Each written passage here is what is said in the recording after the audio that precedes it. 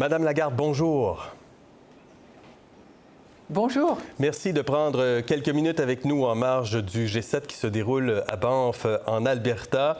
Ma première question que je souhaite vous poser ce soir, c'est quel est l'avenir du G7 dans un contexte de guerre commerciale?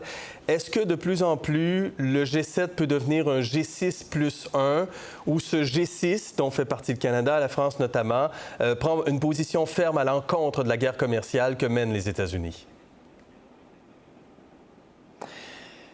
Je crois, vous savez, que sous la présidence canadienne du G7, le G7 se montre, et j'espère continuera à se montrer, indispensable pour former un espace de dialogue où les uns et les autres, tous les membres du G7, pas seulement 6 plus 1, mais tous, peuvent expliquer leur position, peuvent exprimer leurs réticences, leurs inquiétudes, essayer d'éclairer un peu l'incertitude dans laquelle nous naviguons actuellement. Et je pense que c'est un espace de progrès et d'amélioration. C'est en tout cas très certainement ce que le ministre François-Philippe Champagne et Tiff Maclean, le gouverneur de la Banque centrale du Canada, se sont efforcés de faire au cours des dernières heures et avec, je crois, beaucoup de succès. En entrevue aux États-Unis le mois dernier sur la chaîne CNBC, vous disiez que les tarifs douaniers ont certainement des effets négatifs, mais peuvent aussi avoir des répercussions positives sur les gestes à poser, par l'Europe notamment, pour solidifier son économie. Qu'est-ce qui est positif dans la guerre commerciale que mène Donald Trump? Je crois que la profonde modification des relations commerciales internationales qui a résulté de la décision unilatérale d'augmenter les tarifs à travers le monde avec tous les partenaires commerciaux nous a amenés tous, les uns et les autres, à se poser la question de la solidité de nos relations, de la confiance qu'on pouvait avoir dans nos partenaires, de la diversification de nos sources d'approvisionnement et de nos destinations de commercialisation et de la solidité de nos chaînes d'approvisionnement lorsque les chaînes d'approvisionnement sont éclatées. Donc, ce n'est pas très agréable de faire cet exercice, mais ça amène nécessairement à recomposer. Et dans ce contexte-là, je pense que les relations entre l'Europe et le Canada sont amenées à se développer et à s'amplifier à l'avenir. En même temps, nous avons déjà un accord commercial qu'on appelle en anglais le CETA, l'AECG, entre l'Union européenne et le Canada. En quoi on peut aller plus loin entre l'Europe et le Canada? D'abord, il faut appliquer complètement cet accord. Vous savez qu'il est largement appliqué, mais pas encore dans sa totalité. Donc, il faut aller jusqu'au bout de l'application dans l'ensemble des produits et des services qui ont été identifiés. Et puis, je pense qu'il y a d'autres domaines dans lesquels il peut y avoir une coopération, que ce soit en matière de sécurité énergétique, de sécurité de commerce, de sécurité d'approvisionnement. Peut-être que des négociations en matière de défense sont envisageables entre les parties aussi. Ce n'est pas mon domaine. Je suis un pauvre banquier central, présidente de la Banque centrale européenne, mais je suis convaincue que des relations plus profondes vont s'établir et vont se développer entre l'Union européenne d'un côté et le Canada de l'autre. Est-ce que l'Union européenne, comme le Canada d'ailleurs, peuvent et doivent réduire véritablement leur dépendance aux États-Unis, selon vous? Moi, je pense que, à la lumière de ce qui s'est passé depuis le 2 avril en particulier, c'est la date à laquelle le président Trump a annoncé sa décision en matière de tarifs douaniers, on doit impérativement s'interroger sur les liens de dépendance qu'on a les uns avec les autres et, pour certaines matières, avec les États-Unis. Vous savez, en Europe, on a été obligé de se poser ces questions-là vis-à-vis de la Russie, parce que nous étions, pour certains pays de l'Union européenne, profondément dépendants des sources d'approvisionnement énergétique en provenance de Russie. Il a fallu très vite changer de pied, trouver d'autres sources d'approvisionnement, d'autres pays, par exemple, je pense à la Norvège, aux États-Unis aussi.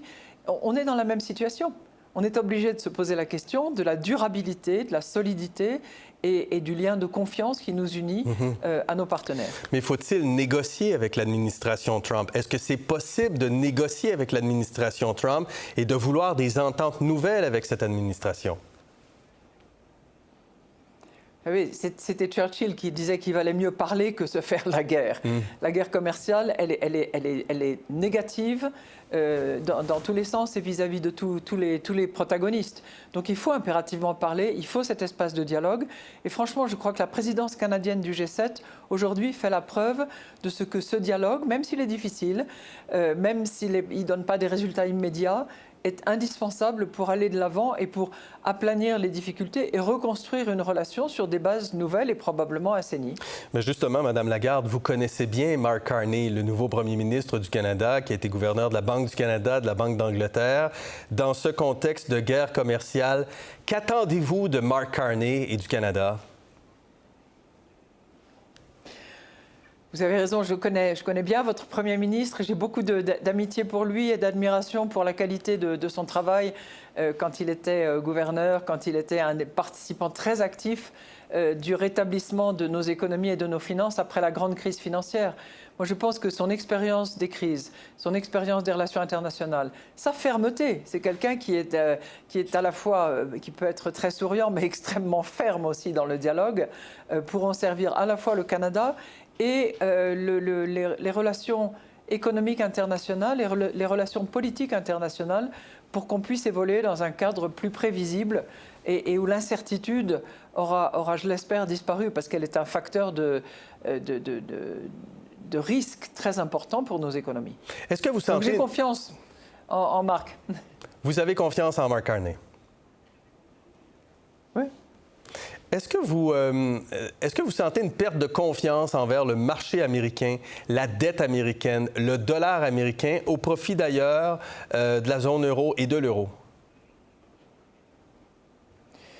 On a observé au cours des dernières semaines des mouvements vers des actifs européens, probablement à l'initiative d'investisseurs qui étaient plutôt des hedge funds, mais il est clair qu'il y a un courant positif à l'égard des actifs européens qui s'est accentué au cours des dernières semaines, très clairement.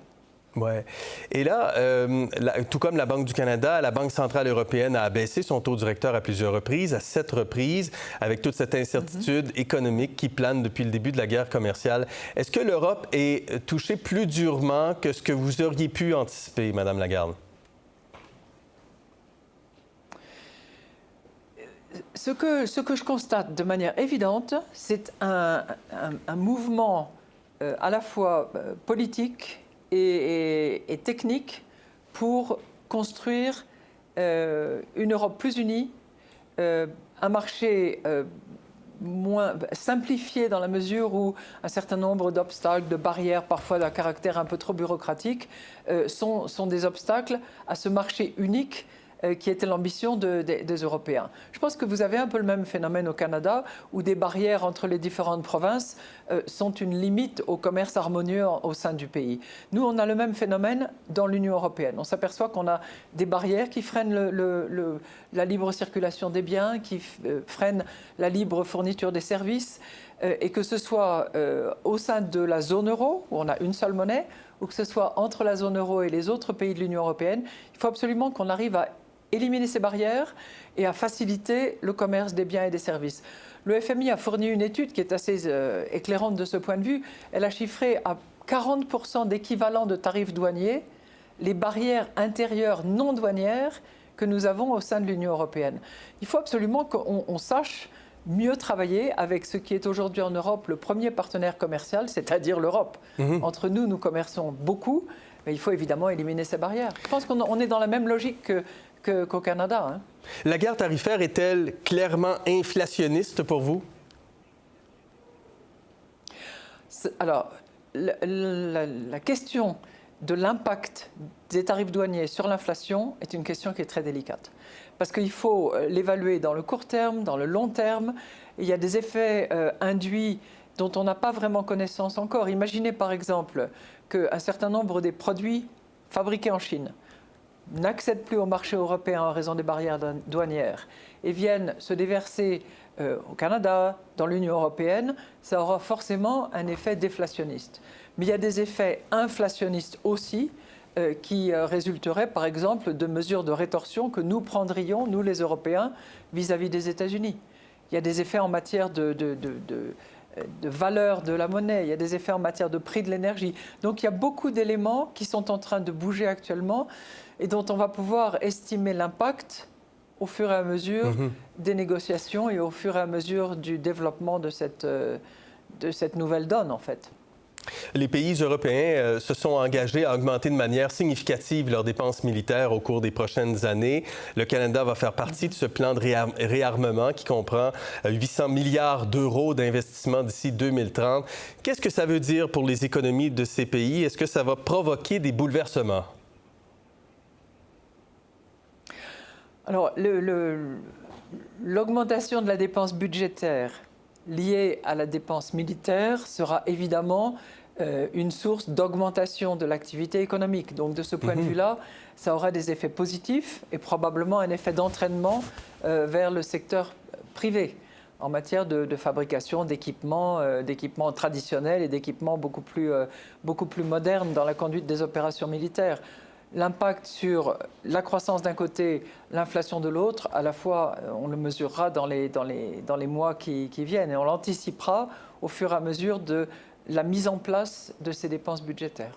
En terminant, Madame Lagarde, est-ce la fin du marché ouvert, ce qu'on vit présentement, le marché ouvert, l'ouverture des marchés, le mouvement en faveur du libre-échange et de l'ouverture des marchés, est-ce que nous sommes en train d'assister au déclin de ce modèle?